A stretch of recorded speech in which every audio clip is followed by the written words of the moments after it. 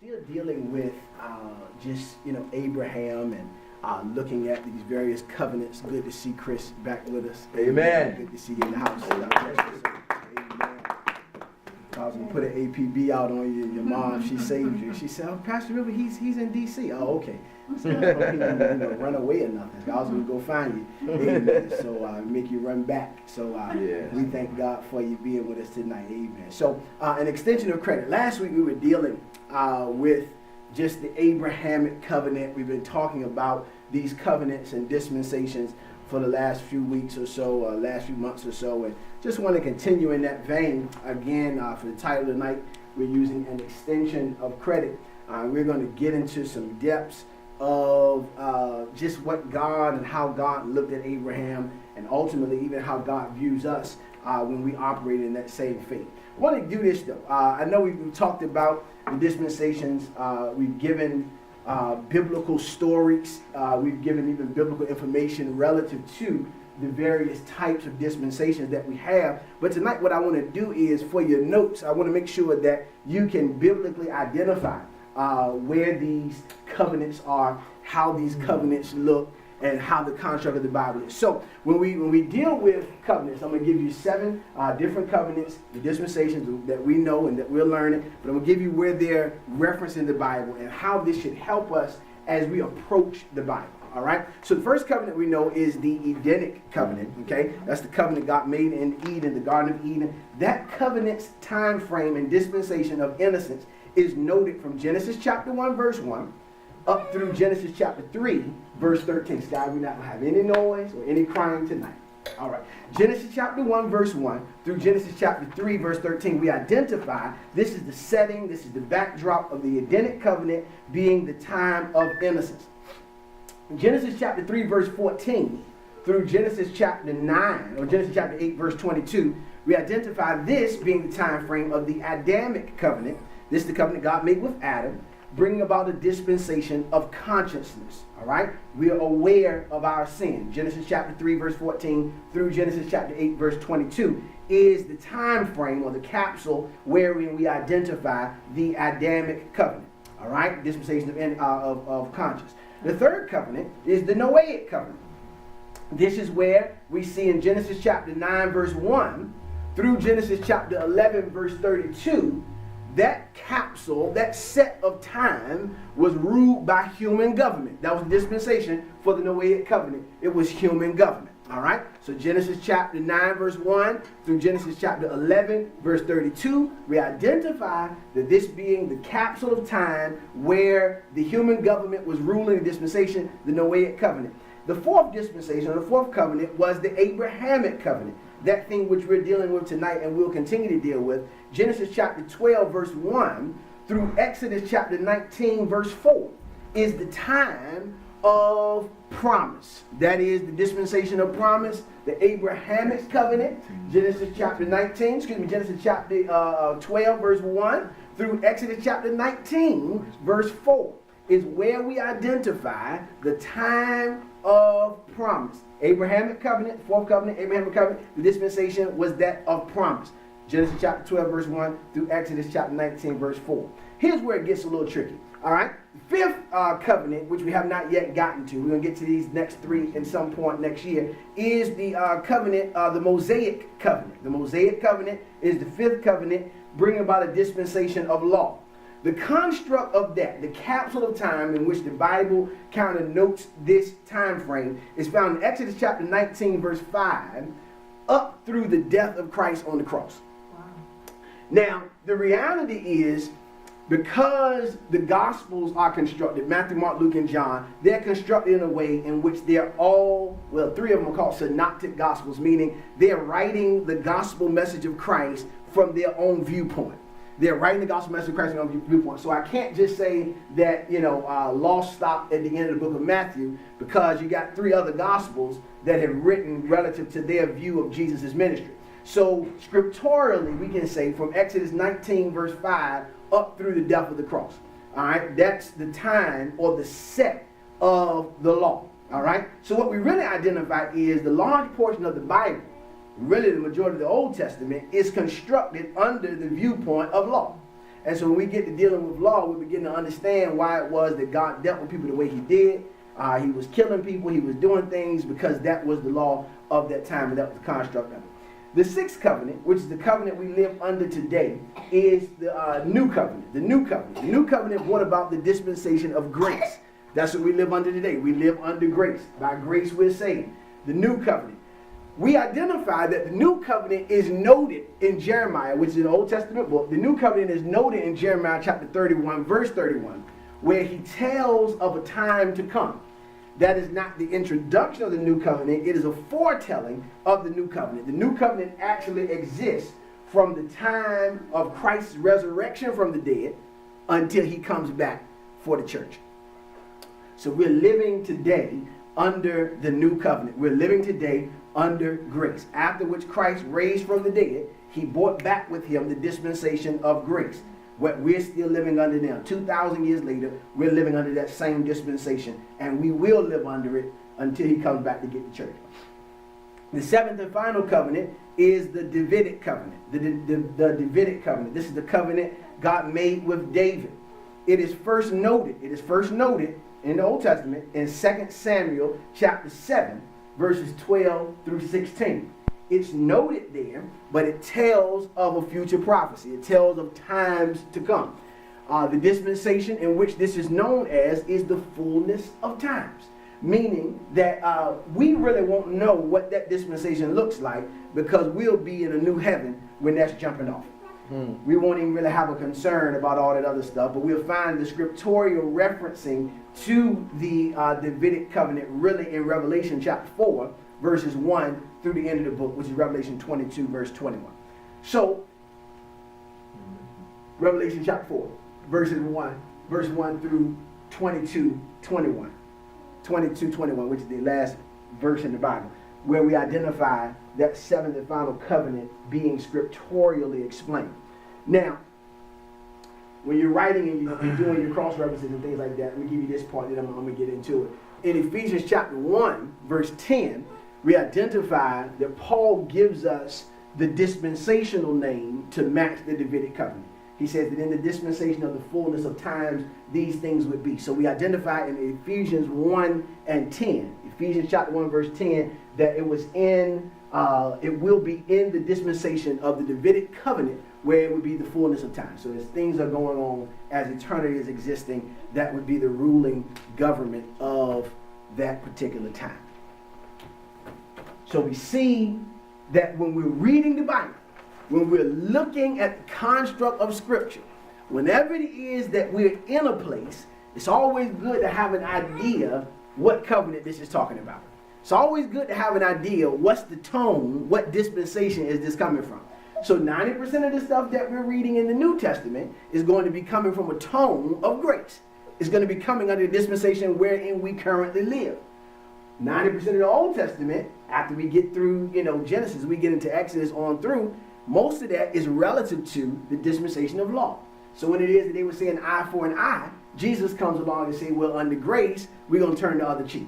So it's the way the scripture is constructed. I got to have understanding as to what, Pastor, why was it all right for them to hang this person in the Bible? But it's not all right for me to hang nobody today. Because there's a different construct based on where I am. So it's always good to know. This not even, this ain't even deep. This is just stuff Christians should know. If we're going to be defenders of the gospel, we talked about last week, defending the promise. We're going to be defenders of it. We got to know it. And I ain't saying you got to be able to take everybody to school, but we should be able to talk intelligibly about what it is that we say we profess. I say this often, and then I'll continue to say it. In order for me to become a member of my fraternity, I had to pass knowledge. I had to know certain information in order for them to sign off on me being a member. I had to know information about the founders. Yes, sir. I had to know information about our objectives and our goals. Because if I'm going to say I'm carrying the name, that's right, I've got to be able to represent it even when those that taught me aren't around it. So the reality is, we come to church not just to get a good word, not just to be excited and to, say, oh, I can check the box off, I did something by like going to church. No, it's about getting the information. Thank you, baby Riley. It's about getting information and about getting the knowledge that we need in order to be able to defend this gospel. So just wanted to give y'all that. That was good information to have. I'm going to come back to it in days to come. But for those that were here tonight, you got a really good sneak peek, and you'll be able to help me when we're helping others. Amen. All right. When we identify, let's go to Genesis chapter 15. Let's go to Genesis chapter 15. We're going to pick up where we left off last week so that I can go where I'm trying to go this week. Genesis 15. There is the need to go back to this particular chapter, these first 6 verses, so that we can get understanding relative to where we're going tonight. All right. So in Genesis chapter 15, we're picking up here where Abraham has just come off, a battle. He went, and he went and he got Lot and the stuff and all that stuff. He defeated, the king of Sodom. He went to get the stuff back. He met the king of Salem, which we talked about last week, being Melchizedek, being a type of Christ, having no beginning, no end. Abraham tithed unto Melchizedek. He blessed them and all those good things. And so after that, Genesis chapter 15, I want to just pick back up and reread this to us tonight, starting at verse number 1. So after Abraham has been a blessing, has received a blessing from Melchizedek, and has in turn tithed into Melchizedek, now we see that Abram has told the king of Sodom, look, I can't take nothing from you. I told God, I've lifted my hand to him. I belong to him. I'm connected to him. I can't receive anything from you because you are an enemy of the cross. You're an enemy of God. So that means you're my enemy. So you take your stuff and get away from me. So after all these things happen, here we go. Genesis 15, verse 1. The Bible says, after these things, the word of the Lord came unto Abram in a vision, saying, fear not, Abram. I am thy shield and thy exceeding great reward. And Abram said, Lord God, what wilt thou give me, seeing I go childless? The steward of my house is Eleazar of Damascus. And Abram said, behold, to me thou hast given no seed, and lo, one born in my house is mine heir. And behold, the word of the Lord came unto him, saying, this shall not be thine heir, but he that shall come forth out of thine own bowels shall be thine heir. I'm going to ask y'all a question when I finish reading. And he brought him forth abroad and said, look now toward heaven, tell the stars, if thou be able to number them. And he said unto him, so shall thy seed be. And he believed in the Lord, and he counted it to him for righteousness. All right. Now, last week, just to make sure you were listening to me last week, and prayerfully you're listening to me tonight. Last week, I made a statement connected to what an exceeding great reward was in the eyes of God. Yes, sir. What was that? Children. All right. So we identify, just let you know I'm not talking, in the word of the Lord in Psalm 127 verse 3. The Bible says that the fruit of the womb is his reward. So Sister Barton, like when God says that he's going to give you an exceeding great reward, or he's going to reward you, he is always, please catch this, I want us to know this and just know it, that he is always referring to something that should come out of you. I'll say it again. When he says he's going to reward you, God doesn't speak to us connected to money. I'm going to mess up a lot of theology tonight. God doesn't speak to us, Sister Greer, number one, connected to us getting better jobs. When God says he's going to come to reward you, he's speaking of something that has to proceed out of you. Now, the reality is, for the married person, we understand that the Bible gives us to know that God is connecting that reward to children, those that flow out of us. Whether it be newborns, whether it be those that have already been born, there is to be a connection to something that comes out of you. So what does he say to the one that's single, that has no children? Well, thank you for asking me. He's still speaking, Sister Greer, to you based on something he's going to do to make come out of you. Pastor, help me understand that. All right. He's going to take something that has to leave your name in the earth in order for it to be what he says it's going to be. He's not going to just do something in you that's going to just set you up to be a success. He's going to do something in you that's going to set people coming after you up to be a success. So it's important to note, Sister Bartnight, that when God speaks of rewarding, now notice I'm not saying that God didn't say he was going to bless him, because he did. He says, I'm going to bless you, but I'm also going to give you a reward. Now the blessing is connected to the stuff we can identify with. That's the tangible stuff, you know, the houses, the cars, the money, all these things that we think is life anyway. That's the blessing. But the reward is something that's in you that he's got to bring out of you to put in the earth. There may be an idea. There may be a plan. There may be a vision. But there's something he's going to bring out of you to make your name remain in the earth beyond yourself. So when God speaks of reward, he's speaking of children. So Abram, understanding that God was speaking of something beyond him, he says, well, God, in verse 2, how can you be a rewarder to me when there is no child that I've had? I don't have no kids. So if I don't have any kids, how are you going to tell me that you're going to give me a reward? He says, well, maybe I'm supposed to take this man that's been serving me for the last 10 years. Maybe I'm supposed to take this man that's been in my house for the last 10 years. Maybe I'm supposed to take this man that went to go find Isaac's wife for me, and maybe I'm supposed to be the blessing to him. And God said, no, that's cool, you can take care of him, but the reality is I'm talking about something that's going to come out of you to make you a success. All right. So when you got, let me go this way. Maybe we can catch it this way. All right. When you got a pastor that God says to the pastor, I'm going to reward what comes out of you. Okay. So, Sister Bartnight, I understand that in the eyes of God, he sees you all as the fruit of what comes out of me. So whatever it is that he's going to bless, he's got to show the blessing to you because y'all came out of me. That's why the aspect of being a spiritual father is not from a standpoint of saying you owe me something. It's more so what you're entitled to. The connection. But when I just go to a church, when I just go to a church, because my cousin and my aunt and them went there and they thought it was nice. And the dude is the pastor, but he really just on the contract. There is a missing link from what's supposed to be birthed out of him to be deposited in you. He might preach a good word, he might holler.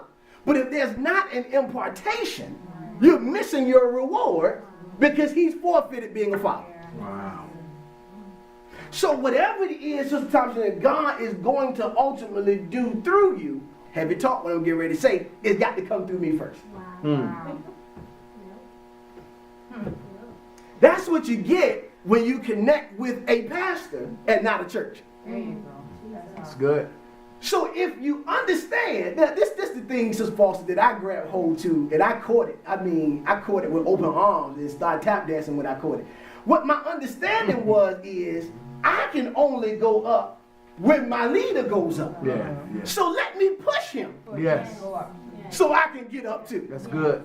But if I'm content, I ain't gonna never push him. Yeah, that's real. I'm cool right here. But if I want more, well, I realize I can only get it if it comes through him, so he got to get it in order for me to get it. Yeah. So Abram, God tells Abram, I'm going to do something in things that's going to come out of you. Abram says, God, I think you missed it. I don't have no kids. I don't have no seed. So I don't have no seed. You really can't do this whole rewarding thing that you're talking about. So let me go identify this man that's close to me. Let me go identify this guy that God said, no, you're missing it. What I'm trying to get you to understand is, in order for me to birth faith in the earth, I got to let faith come out of you. Pick that up again. In order for me to get faith in the earth, I got to make sure faith comes out of you. What does that mean, Pastor? He was saying, I can't let you just deposit this thing into somebody else's son. I got to let your own son come out of you for the deposit to be made. Well, Pastor, how can that be? Because the reality, God help me tonight. Okay, when you connect with a founding church,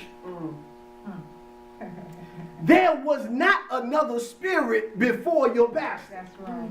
Yeah. There was not another man that birthed you in God for me to come up and be your godfather. That's good, sir. Yeah. But he allowed you to be birthed from what was nothing. Yes. So that nobody else can claim fatherhood over your life. Right. Regardless of what happens with Pastor Hinton, and I know this is scary, I don't get what they say, but regardless of what happens with me, you'll never have another spiritual father. Wow. You can go join another church, but you'll still be connected to your spiritual father. Help me tonight, Lord God, help me tonight. What does that mean? That means that whatever I'm going to become, even if I leave, I'm only going to become it based on what Hinton taught me. Wow. All right, so he says there has to be, Sister Foster, something to come out of you to bring faith into the earth. I gotta let you go through some stuff, Abram, so that you can produce faith that remains in the earth. So Abram says, okay, well, God, I hear you, still not really getting it, but I hear you. He says, all right, well, since you don't get it, I want you to look in the sky, and I want you to number the stars. You go ahead, Abram, and you start counting the stars. And he's like, Lord, who in the world will be able to count? It's 1 million stars in the sky. He says, but the same way you looked at those stars, that's how your seed is going to be. You're going to be bountiful. You're going to have more kids, but you know what to do with. So Abram, Sister Foster said, God, I believe you.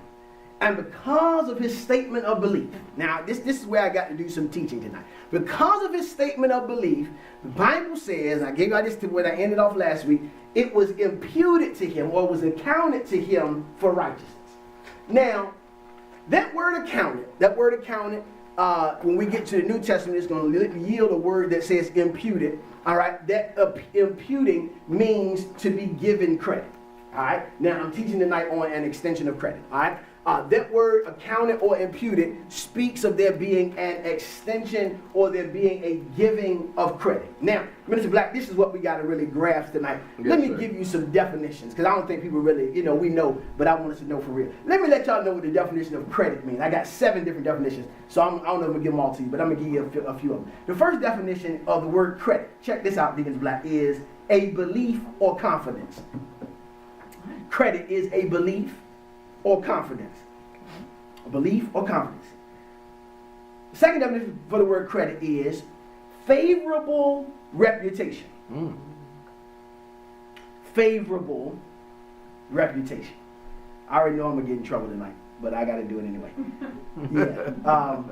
Third definition is, for credit, is a person or thing bringing, oh God, I almost got excited. I can't even read that. Let me see. That's good. This is good. Or honor. Okay, I see that. I see or honor at the backside.